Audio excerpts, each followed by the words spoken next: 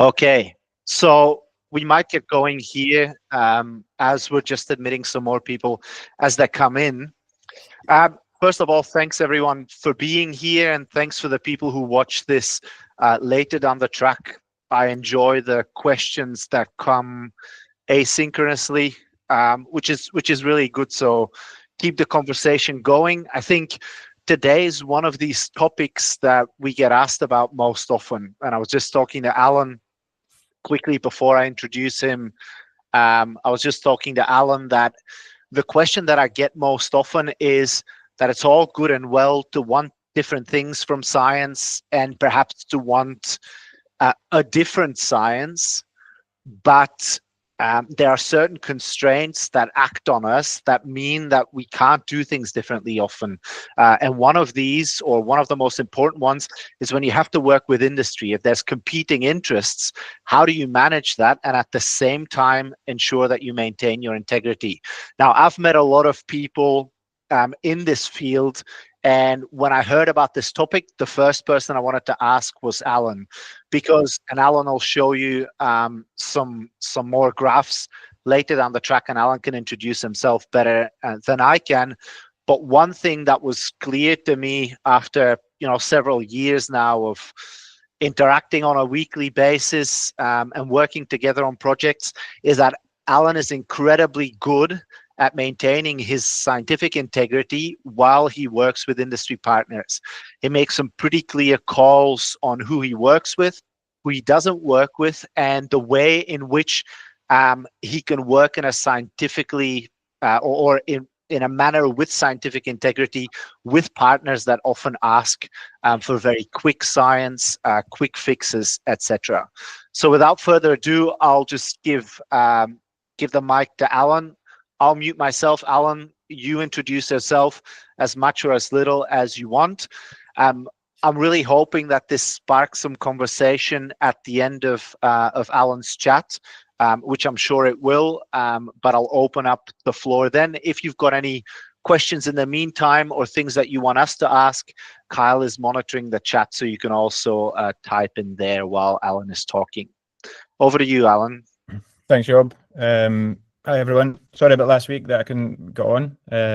So it's good to jump on, and I've just prepared a few slides, very rough, nothing fancy and nothing too long, but just to maybe paint a little bit of a picture, and then probably more of a discussion with everyone would be more helpful.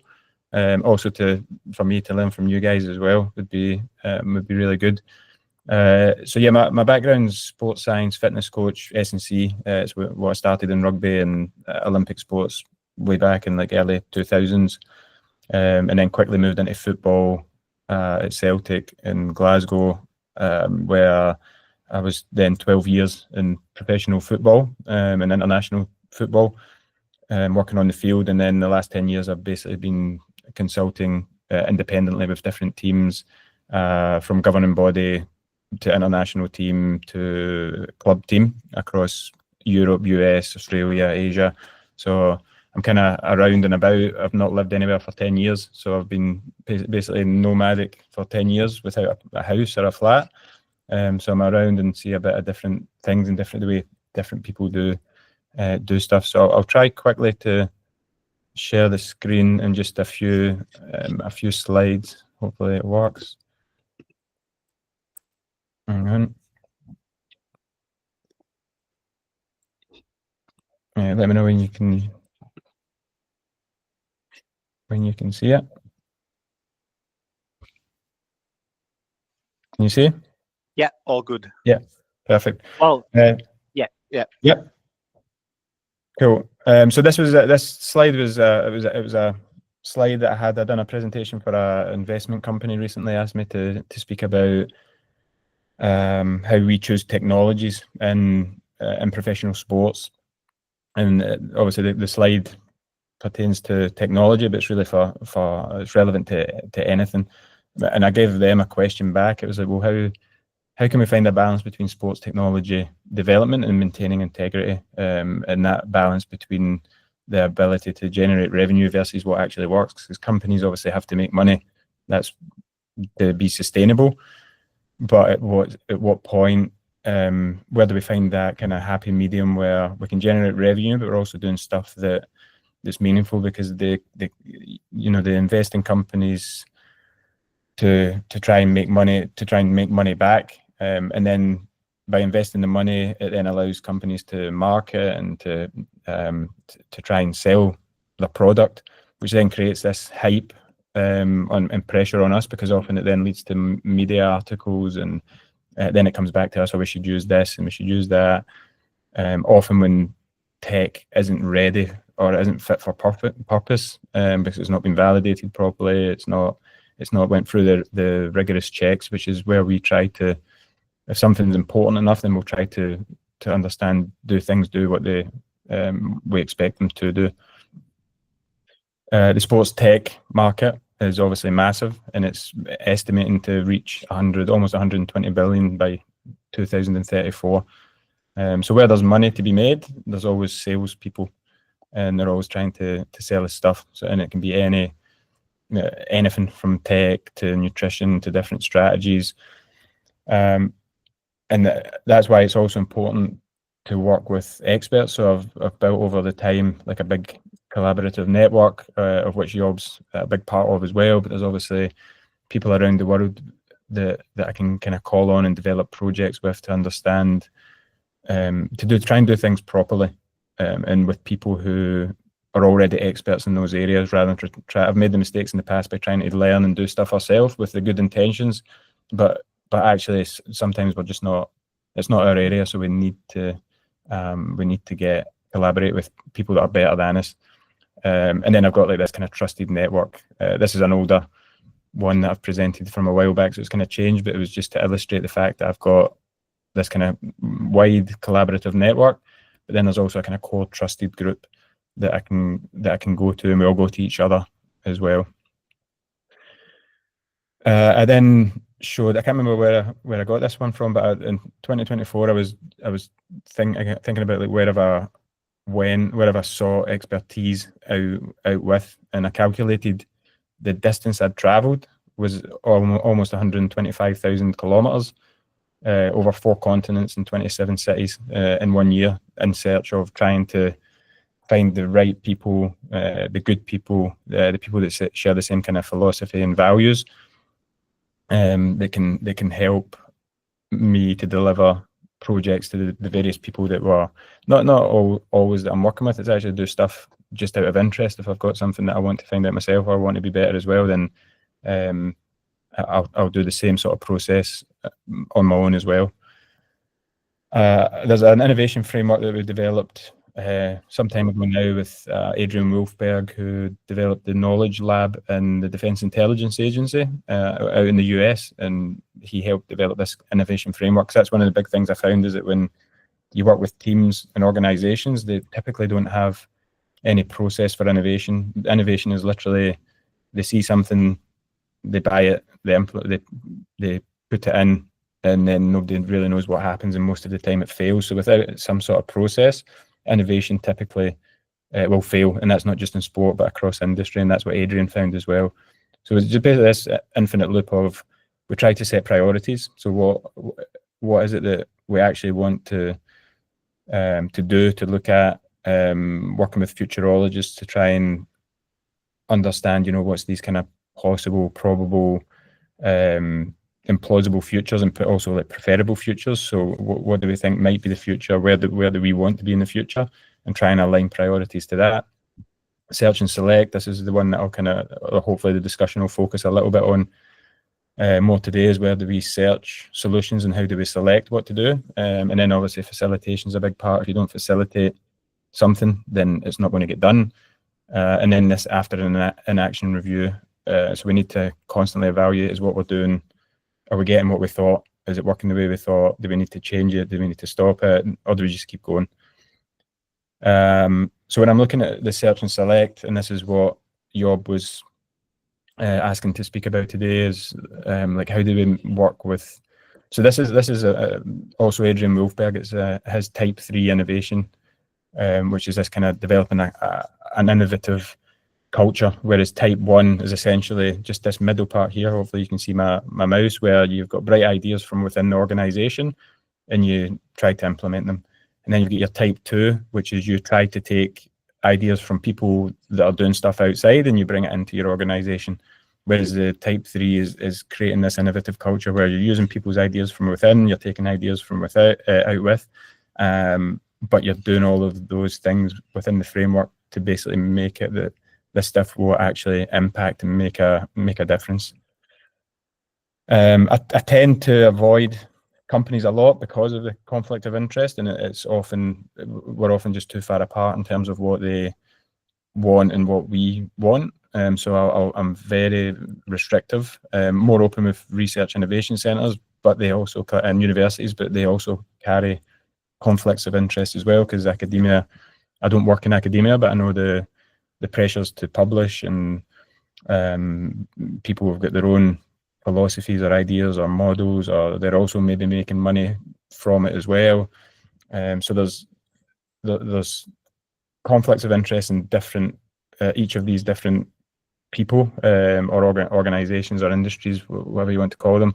But the companies ones is one that I'll definitely explore, but very rarely do we engage.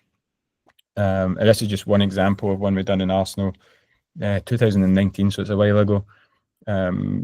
We engaged with Headspace to do a study because mental recovery was one of the things that's coming around just now. It's popular, and we wanted to kind of understand, can we add a bit of evidence to it? And obviously, the first discussions you have with people, with companies, is they want to show that their thing works, which I understand, and often they're convinced that it will work. They're often passionate about it, but it's then sort of trying to remind them that, look, we're one team. There's no way we can show this will work or won't work.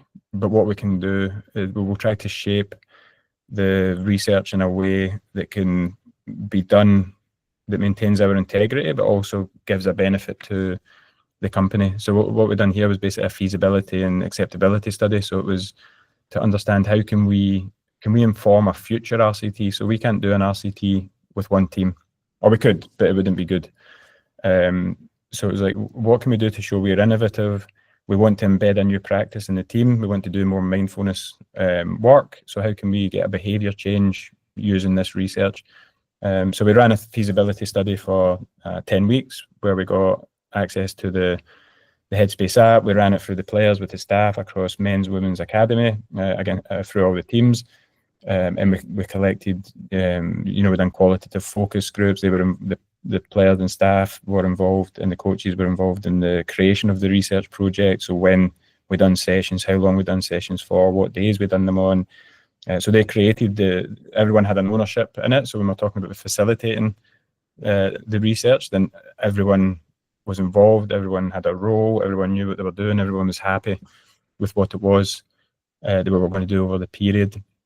So yeah, we ran that for 10 weeks. Obviously, Headspace gave us access to the app. Whoop gave us watches to use for to record sleep. So we weren't analysing the data. We were just wanting to understand, will people actually wear the watches or not? And it was just made the key thing there is making it very clear at the start, like, this is what we're doing. You have no involvement in the actual methods or the results. We're not trying to say we won't be able to say if something works or not, but what we'll see is if this is accepted and feasible to do within a football team. And the same for Whoop. It was very grateful for the use of the watches, but this is the conditions of participating, and both were very good with that and very open, because of how we were very transparent as well. And then we run through with them the whole process with the results, the paper, that we're going to submit it. But again, just reminding that this is what we found, but there's obviously no input from the company, and that means that they can then explain no financial. So this is from the paper. It's not published yet. It's still in review.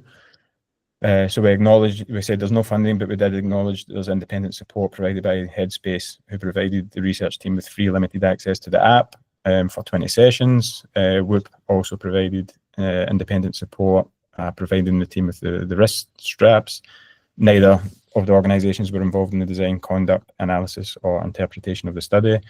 And then again, in acknowledgements, we wanted to thank them because they really helped facilitate the study, and they obviously believe that what they're providing is helpful, and we believed that also it would be helpful for us for the purposes that we wanted. So we acknowledged that, and again just reiterated that support was offered without any influence on the study's methodology, data analysis, or reporting of findings, which we reported there. And I think that's only slides I put. Yeah, that's only slides I put together, just to give a bit of a snapshot overview, and then maybe just probably better having a discussion. Yeah, thanks, Alan. And maybe while the others are thinking of their questions, I've got one for you, which is around conflict of interest. When I talk to others or identify potentially sometimes that other people have conflicts of interests in their studies, they seem hesitant to report them. It seems almost like writing down you have a conflict of interest or a potential perceived conflict of interest is like an admission of guilt that you've done something wrong. Yeah. What's your perspective? How do you look at that? Because you've been very transparent here in declaring that there may be a perceived conflict of interest, but in your perspective, there was none. You've made it really clear. But what do you say about people who choose not to declare conflicts of interest because they think it's better not to declare than it is to declare? Yeah. No, for me, I don't think it's a weakness at all to say. It's just you were just acknowledging what we believe, and that's it. Like I just opened up one of my papers from where I interviewed world-class athletes about subjective monitoring, because I'd done a study, again, just out of my own interest, because I was getting frustrated with being in conferences, and you see online that people are saying, oh, you shouldn't ask RPE or subjective scales because players lie and they don't tell the truth. And I was like, that's not my experience. My experience is once the player trusts you, they'll do anything for you. So I've obviously, we've done this phenomenological approach where we interviewed players, myself and another independent guy, Adrian Wolfberg, who's been a phenomenologist for 20 years. He also done the thematic analysis alongside me, so it wasn't just me. But in the I'll just read out what I wrote in the paper in the methodology section, because I'm aware that I've had good experience with subjective RPE. So when I've done the analysis and it showed that, you're kind of happy because it's like, oh, it's what I thought. But I'm also biased because it's what I want. It's what I would have liked to have found. So it's kind of trying to also remind myself that not to just look for the things because I want them to be there. But in the paper I wrote, so we had a section about research team and reflexivity. And I wrote authors AM, so that's me, JB, Johan Bilsborough, GD, Greg DuPont, and AI, Andreas Everson, have experience with subjective monitoring, which has been overall positive in regard to obtaining engagement from athletes. However, we also clarify that in our experience, this is not automatically positive. We have had to work hard and consistently, blah, blah, blah. However, our experience selling subjective measures in practice has taught us that obtaining honest responses relies not on athletes answering, but also how we as staff approach subject monitoring, blah, blah, blah. So, and then I said, I'm looking for the bit that I said, this is the one I wanted actually, sorry. What drove the initial idea to investigate the phenomenon of subjective monitoring were the differences in AM's typically eventual overall positive experience with subjective athlete monitoring, while being aware of the constant reports of negative experiences and criticisms from different groups. So basically what I'm saying is that, I've got positive experience with it. So I'm already probably inherently a bit biased when I'm maybe subconsciously, when I'm analysing, doing the thematic analysis, maybe I'm seeing things that I want to see, and that's why I have to keep checking myself, and also why Adrian was independent, who's got no experience in sport, to try and see it is it actually true. But I was clear. I really wanted to get across that point. So I actually like when I've got conflicts of interest, and I don't think I've ever had a financial conflict of interest. I don't think I might have been paid or I consult with people and we publish a research paper, and it's like, well, I'm a consultant for this organization. I don't think I've ever had an actual financial conflict of interest. But yeah, for me, I actually like to put them down, also for myself. And I don't think there's anything wrong with it. It's just this is how it is. That's all. It's not a negative thing. And even if you do have a financial conflict, that's fine. I've got no problem with people making money, but it's when they hide it.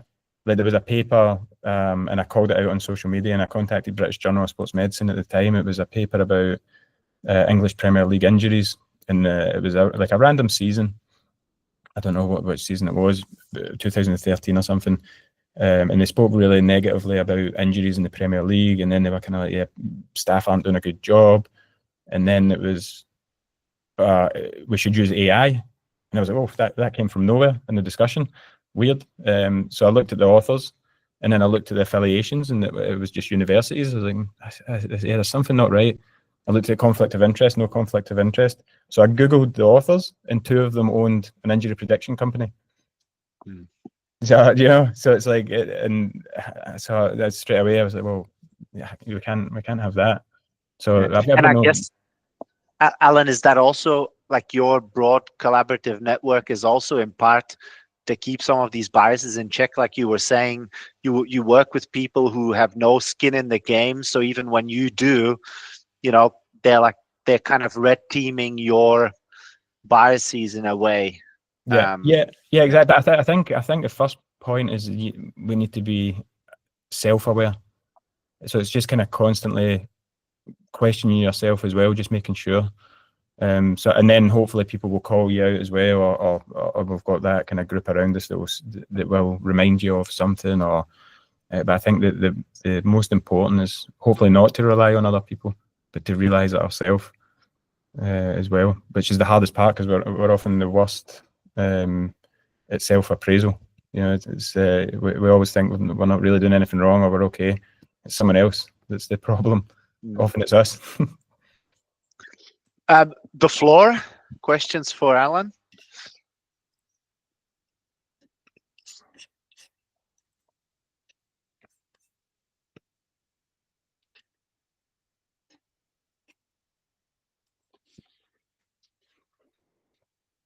Quiet group.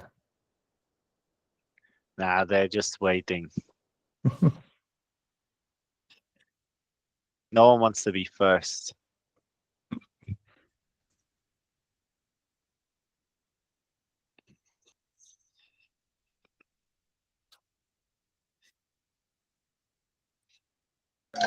I can go, Yob.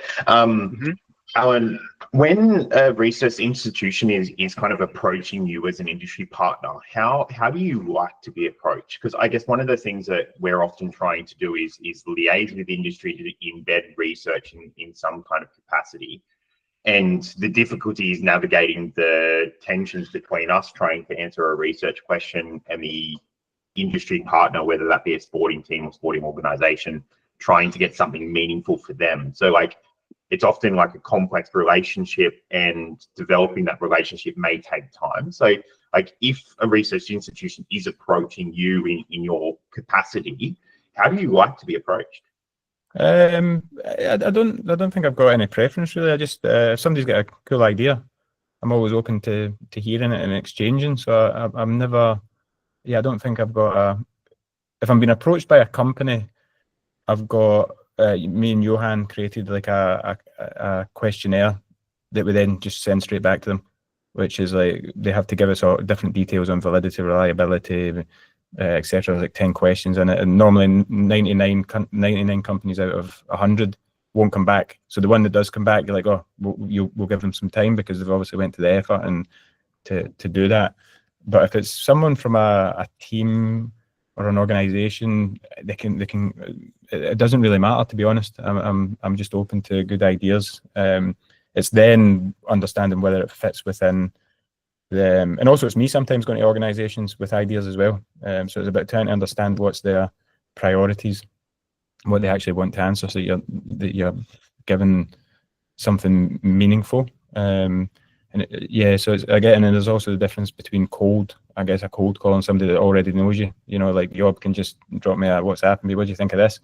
And we're like, oh, cool, or I'll send Job something. Do you know what I mean? And it's like, well, who might be interested in that? And then it's like, well, I know this team are keen on that. And it's like, well, okay, let's contact them. And then you contact, I don't know, Blake McLean in OKC. What do you guys think of this? Oh, yeah, that's interesting for us. So it just creates this kind of, so yeah, I don't mind very informal approaches with, I know some people maybe like a detailed proposal, but I quite like just an informal, what do you think of this, and see how it develops. Then I kind of really, because then you're co-developing it together as well. It's like you're not going with something too prescriptive, like this is what we want to do and we know best sort of thing, which some people might construe it. So yeah, for me, I guess, thinking about it now, maybe my preference is just more of an informal exchange that kind of organically grows. Yeah, fantastic. I think that was the interesting part, and what I wanted to get to was like whether you preferred us as a research institute coming with a very specific question that we're trying to answer, or whether it's something that's a little bit more organic and co-developed. Yeah. So it's interesting to hear that perspective. Yeah, definitely co-developed. I think, and then when I speak to people often, coming at them with something, because then it's like, well, no, it's not really. Straight away, it's kind of like, well, this is only really useful for them. It's like the other person or the other side needs to realize there's a benefit in it for them also. Whereas if it seems too one way, which I'm sure that isn't the intention when you do go with a question or a specific proposal, but sometimes that's how it might get perceived. So yeah, I think that informal, and the relationship part's the big one, just building the relationship with the people.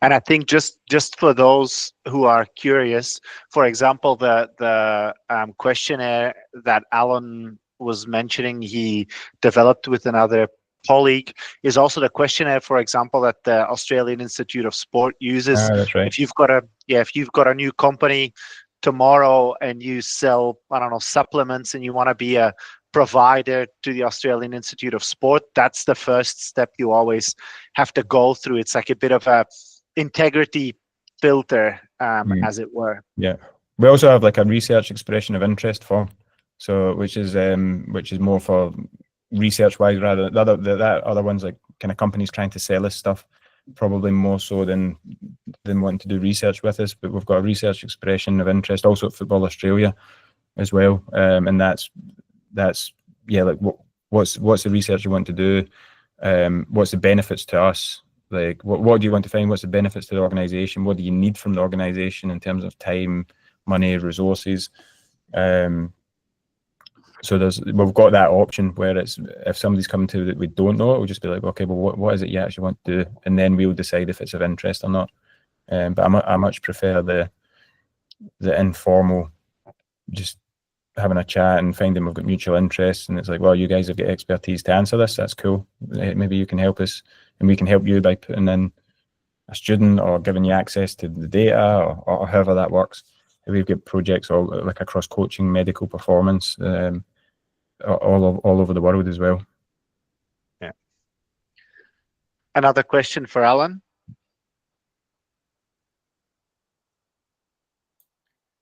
Is my mic working now? Yeah. I tried to jump in earlier and then it was giving me an error. Thanks, Alan. My first question was, who's that young bloke on the first slide that you presented? that's maybe the last time we saw each other, Mitch. Yeah, could be. My real question though was, there's a lot of young people on this call, and likely will watch it later as well, and particularly in the academic space, who feel that pressure that you were talking about earlier to publish lots of papers and to bring in grant funding that might come through a company potentially as well. But you seem to have, throughout your career, been really selective with, the projects that you take on, the people that you work with. Have you got any advice for those who are trying to find the balance there between kind of doing what they need to meet KPIs, you might say, in their career, while maintaining that integrity that you have managed to maintain? Yeah, I mean, I guess I've been quite lucky because I grew up with Franco Impellizzeri, Aaron Coutts, and Greg DuPont as my mentors back in the day. And that's that's what they're all about, integrity and having values.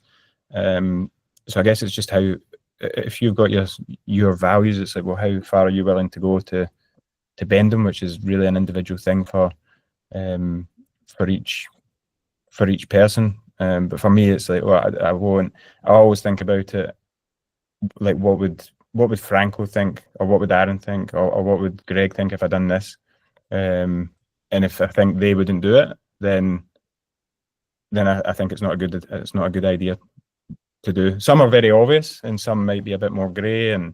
But it's again, like, I think if it was financial, I always try to. I'm very, very wary of like getting personal financial stuff, if you know what I mean. Like people saying, "Oh, would you do this and test it for us, and we'll give you this money?" It's like, well, in no way I'm doing that.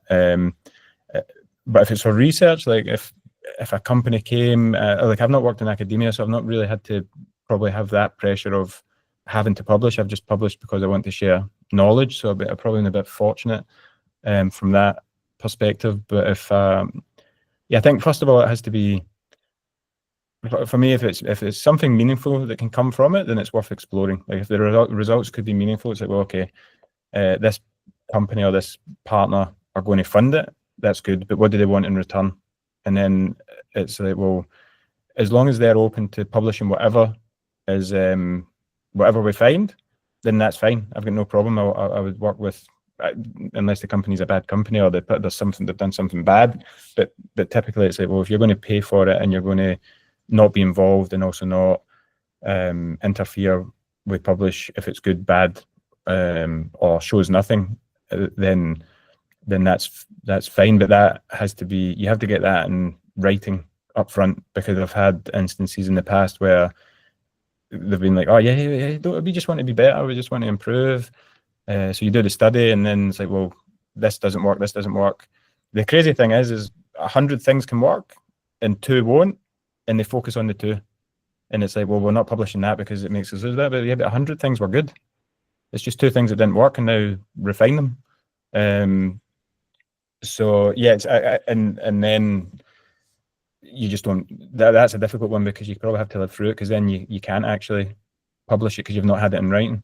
But if you've got it transparently in writing and emails, it's like with the Headspace example. It's like, this is what we want to do. This is what you guys are doing for us. This is where you're involved, where you're not involved, and does everyone agree to that? And it's like, yes, and you've got it in writing. So then when it comes to the crunch, it's like, well, I've got it in writing, and then I always go back to them and say, look, this is what we found. So because you want to, it's that relationship, and you want people to be happy with the research you're doing, but to understand what you're publishing and why. So yeah, I guess the main thing is like it's how far you're willing to go to not break what you believe in.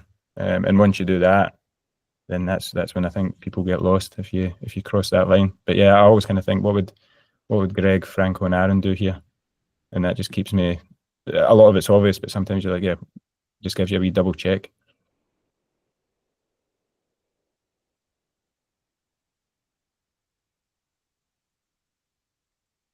You're muted, Job.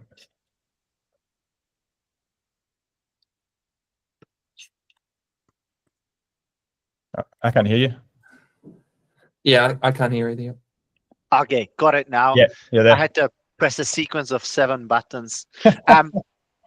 Alan, you've been in situations where, and it happens more frequently nowadays, where companies say, look, do you want to do research on this? We already have internal data that shows X or Y, or we've done an internal project. You can't see that data, but we have it. How do you deal with that? How do you take that into your evaluation of who you work with, whether they've got like this proprietary data somewhere that they don't make available, maybe for, secrecy purposes or whatever?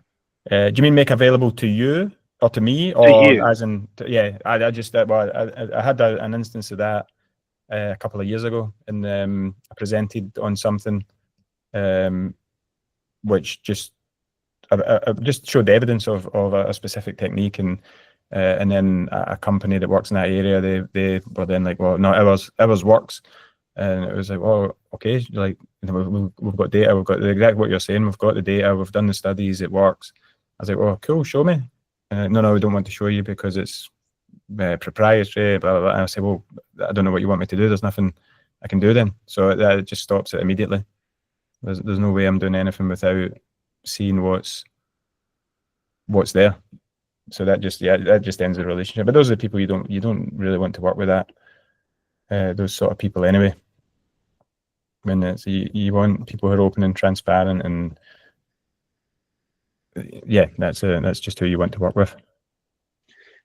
And I think that last point's pretty important, because we've talked about transparency here in previous talks, etc. And sometimes the discussion we end up in is, yeah, but it's so much more difficult to be transparent and open. It's so much slower. It takes longer to publish something. Everyone else is ahead of you because you're trying to do things right and be open and transparent. So maybe it's also good for those people here to realize that people like you with plenty of experience who are looking for trustworthy partners are actually looking at these things. Have they been open and transparent in the past, etc. So maybe that's a good one. Yeah, and that's the thing. At the time when there was we started a study. I won't say what it was, but I started a study at the same time as someone else on the same topic, and they asked me advice, and I gave them advice or what I thought, and they didn't listen to it. They published within 6 months. It took me 2.5 years to publish, but I don't even know where their paper's gone. It's disappeared somewhere in the cyber web. It's gone. Whereas the paper we done is hopefully it's around for longer. It's more robust. It's got more meaning to it. It's got more depth to it. So it's taken longer to get out, but it's changed. So people are often impatient because they want to get even research, like to do research. A lot of people just want to publish it. And I've been through those phases. You want to publish and you want to do the stuff and you want to find something good. And I remember Greg said to me in my PhD, he's like, because we're doing a training load study. We never even published it. It was sitting in review at American Journal of Sports Medicine. It's still there from 2011 or something. And it would have been one of the first load studies that was out in football. And it was just descriptive. That it wasn't looking at any associations, descriptive. But through the process, I was worried we wouldn't find anything. I was like, well, what if we don't find anything? And Greg's like, look, if you finding nothing is still a result. And it probably took me a few years to realize that, because I was like, oh no, I want to find something. So like I've lived through that as well, but you realize that actually, that's not so important. It's like you say, the transparency, trying to get things right, and then something that actually changes things with confidence. Alan, something in the chat. Phil asks, Alan, you said you don't work in academia, but you work with academics. With students, I work a lot in coach development, where discussions about values and beliefs are front and center. From your perspective, are students / early career sports science practitioners coming to you with an explicit understanding of their values and beliefs? Yeah, probably not, to be honest. I don't know if anything that's taught in a university. I don't know if it's if you get taught these kind of softer skills. And I've learned all that stuff more from mentors, like I've mentioned, obviously Frank Warren and Greg early on, but then with Job and with Maurizio Fanchini and different people. So the people you surround yourself with then help shape your beliefs. So I don't know how you, like I've been lucky to end up in that kind of group, but you could easily end up, as a young person, you could easily end up in another group and be fooled. So I don't know what the solution is to that, to be honest, because I think there's maybe a little bit of fortune in who you end up being with, and then what behaviors you take on from them. But typically I think when I see younger sports scientists, everything's very technical now. It's very the data driven, technology driven. It's not really people first. It's not really people don't think critically anymore. That's a big generalization, but in general, it seems that people are less critical thinkers. So I've seen that change, and I guess with it's the education part. If you can, and that's when I present or I speak with people or work with people, I try to really bring out the human element. Like I'm in Malaysia at the moment at the Asian Football Confederation just now, and 2 of my presentations are basically on like human human element as well. So yeah, I think that's a key part, and I do see that people aren't always coming. But then it's like, if we recognise it, it's people that's with us. It's then trying to do what Franco and that done for me. That you're trying to then pass that on a little bit, and hopefully you can impact a few people that then impact more people. And it's obviously what Job's doing with this series as well, and what he does. So yeah, I don't know if that answers it, but that's kind of what I see. Yeah, I don't know if I don't want to speak for Phil, but I think Phil's involved in a master's program that's related to coaching, etc. And I think his question also came from there. Perhaps, maybe that's an important part of a curriculum, to establish your own values and beliefs. So when you go somewhere, you've got something to back you up, because it's easier to say no to things when you've got a strong belief system and strong values. And I think Bill's question is good. Where do they come from, right? And if they come from the wrong person, and you don't really understand that could be detrimental. Too. I don't know what the solution is to that, to be honest, other than trying to teach people to be self-aware and try and be a little bit cognizant of the people that they are surrounding themselves with. But that's that's a tough one. But at least making people aware of it hopefully can help them see what they're doing, or who they're kind of mingling with, and what other people's motives are. Because you start to see people relatively quickly. You'll start to see people's motivations and what they're actually in it for. Yeah, agreed. I think we might have time for one or two more questions.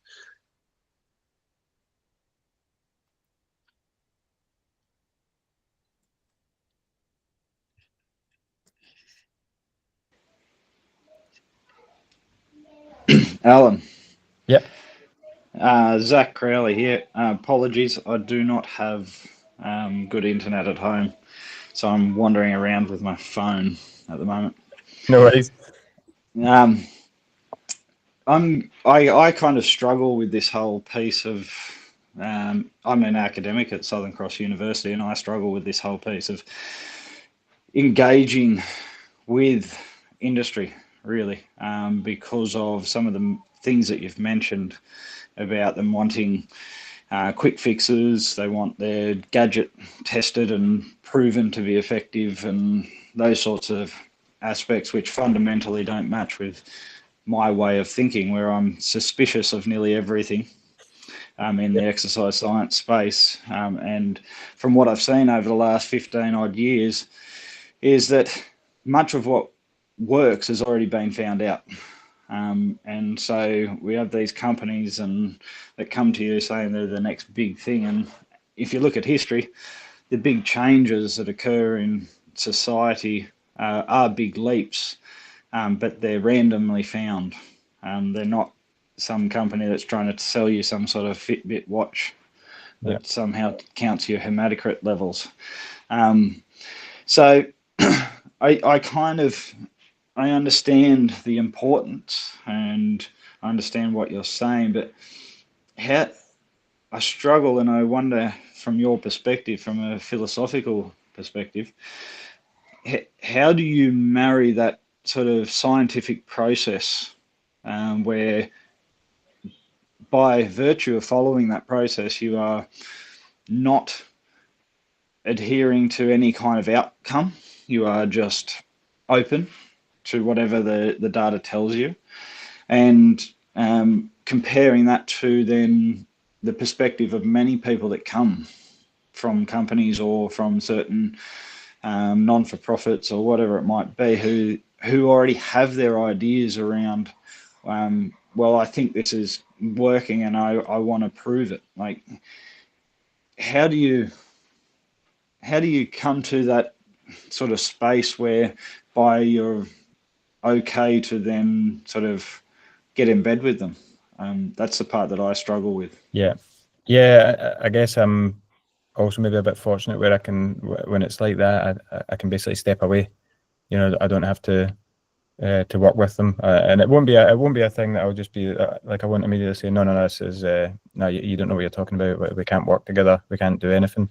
But it's then a process of trying to kind of show them what. So we use if we're talking about technologies, I've got like a graded recommendation process that we use. So we use a decision aid that was developed for medical interventions back in like 2011, and 2001. We took it on in 2011 in Lille, and it's just evolved ever since. And it's when somebody comes and says, "Look, I want to do this. I want to show that it works." We can basically understand like what evidence exists, what's the quality of that evidence, what does something claim to do, what confidence can we have that it actually does it, what's the risks, the harms, the costs, the benefits, and then I'll give people like a recommendation of A to D. So you've got your easy wins, which is on an impact effort matrix, like your low effort, high impact. Then they've got the things that are worth it, which are a little maybe less impact or more effort, down to the kind of your waste resource pit, which is the things in red, which is often it's like low impact, high effort is the things that people most often want to do. But I've typically found when you present them in that way, they're like, oh, okay, I didn't realize that. Maybe less so from a company perspective, but from a team or a federation or so, they seem to then be a little bit like, oh, okay. So what can we do? And then it's like, well, this is the potential solution. We can. So brain training is a good one. I speak to you about it a lot. It's massive interest, and everyone's always talking about it and talking about VR and talking about EEG and all these sort of things. And it's like, well, if this is important, it's obviously important to the person. So it's trying to not dismiss that what they want to do is actually important. They think it's important, but it's like, well, how can we look at it in a different way, and it's in like, well, if you use a company, you're using something off the shelf that you can guarantee that a company's sending the same email to all of the teams in the world, and just looking to see who will answer. And it's like, well, where's the competitive advantage really for that? And then saying, look, if you want to do something in this space, we can do something bespoke. We can engage these experts. We can do it in a way where we've got control over the data. We've got control over the methods. So you'll be more confident. You'll be doing something that no other team's doing. And it's going to take the same amount of time. It's not that it's taking any extra time, because you're going to be testing it anyway. It's just you're not using a company. You're using like an actual, like through you guys, like through the academic institution. It's like, well, we've engaged the experts. We've got the equipment. We can run that for you, but in a way that you can have more confidence over the data. So I try to always provide solutions for the teams and the organizations that I'm working for, rather than just dismissing everything and saying everything, because I'm very skeptical also. But it's like, these things are obviously important for people, and it's like, how can we offer a solution? Then if it's somebody's adamant that they want to use that technology, then it's like, well, okay, we use that technology, but then it has to go through that process of the transparency. They have to be open to publishing whatever it is that we find, and we do it our way as well. So it's and then if they say no, we don't want to do it that way, then it's like, well, we obviously can't do anything together. So yeah, I think if you get that kind of education element at the start, seems to open people up a little bit. So a follow-up question, if you don't mind. Yeah. Is what kind of proportion of projects that come to you do you end up at a good place? So you might have 20 come in. How many do you actually end up going, okay, we've got the same ideas, we're open to all this publishing and open access and all this kind of stuff? What would it be 2, or would it be 5, or?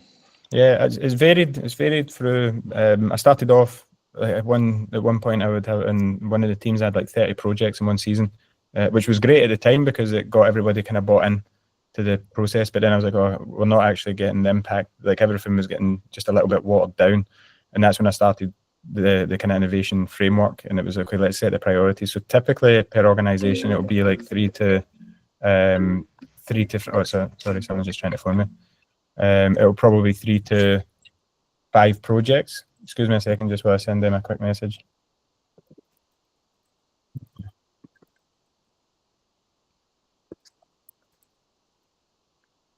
Yeah, sorry. So yeah, typically like 3 to 5 because it's key projects. You can really go into depth. You can do something meaningful for them.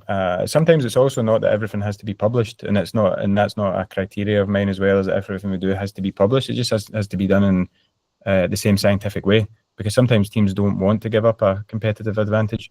So we've got plenty of projects that will probably never get published, but they're done to that way that if we submitted it, we'd be confident that it would stand up in a peer review. So it's more about like kind of the method we use, but not necessarily we publish them all. But we will publish some because some teams want to improve their reputation. They want to show that they're doing good work, and you want to promote the people within the team. But yeah, typically 3 to 5 and it will be different timescales. It could be, we've got immediate, short term, medium term, and long term things. So a lot of the teams I work with, it's like they want to impact decision making on the day-to-day basis as well. And that obviously doesn't need to be a research project. That might be a quick chat with Job and a quick review of the literature, or I might already know the answer, or I might, it's like, and then we've got the bigger stuff. So we've got different projects, but in terms of big projects, probably 3 to 5 per organization. Just perhaps one more question, Alan, and then we'll let you go. Mark's asking, hi, Alan, as a student, where should we be clear about our values when contacting industry experts, including topic experts such as researchers, when trying to conduct good research in a particular space? He says, I often find myself thinking, what would Franco do? For those people who don't know, Franco is one of the first presenters who came and presented here, and I think Mark may be one of his students or associated with his institution. Yeah. So sorry, what was that? Should you be clear about your values when you contact industry experts? Yeah. No, I don't. I don't think so. I think I expect. You hope. Not expect. You hope people are just good people and they want to do good stuff. And I think it would be if somebody came to me and said, "Yeah, I'd like to do this, but these are my values," I'd be like, "Well, okay, who's this guy? Or who's this girl?" You'd be a bit. It's a bit. I think it would come off a little bit arrogant to me. I think so. I would just go in it open and curious, and then when it comes to it, you'll find out very quickly what they're about, and then you can just say, look, this doesn't correspond to how I work. This is I wanted to be transparent for this, and this, and then you see what they say. But personally, I don't know if there's a right or wrong there, but just for me, I would hope that going into it, that's when somebody comes to me that they have got those values, and then if they don't, then that's a different question. But that's just me, so I don't know if that's the right approach. You do what you want or what you feel comfortable with, but that's just what I think. All right. Well, thanks, Alan. If you've got any more questions, if you stay in the same place and Alan is traveling the world round 3 times, I might be there.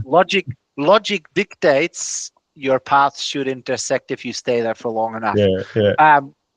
Thanks so much, Alan, for sharing your wisdom. And I think this topic is really interesting, given that, nowadays more and more people are considering jobs in industry or with industry at the end of their PhD. We're not all looking at academia for the long term, so these insights are really valuable for us. So thanks very much, and thanks everyone for joining. And I'll see you. I think I'm up next time, so I'll see you with plenty of nerves then. Thanks, Joe. Bye-bye. Thanks, guys. See you all. Bye. See you later. Bye. Thanks, Alan. Bye. Cheers. Bye.